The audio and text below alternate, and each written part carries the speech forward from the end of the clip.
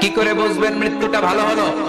এক নাম্বার আলামত, মরার আগে আওয়াজ করে জিকির করে কেউ যদি পড়তে পারে লা ইলাহা ইল্লাল্লাহু মুহাম্মাদুর রাসূলুল্লাহ সাল্লাল্লাহু, এটা হচ্ছে আলামাতু হুসনিল খাতিমা।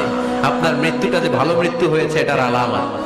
এরপরে বিষ্ণু বললেন, মুমিন যখন মারা যায় তার কপাল ঘেমে যায়, হাত ঘামে না, পা ঘামে না, মুমিনের কপাল ঘামে। সুবহানাল্লাহ। এরপরে বিষ্ণু বললেন, ফি লাইলাতিল জুমা, জুমার রাতে যদি মরে, কিংবা রমজান মাসে যদি মরে, কিংবা হজের সফরে যদি মরে।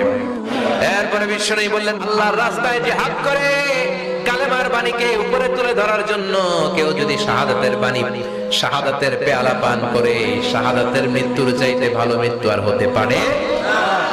শাহাদাতের তামান্না সবচেয়ে বড় তামান্না, চিল্লায় বলেন ঠিক কিনা?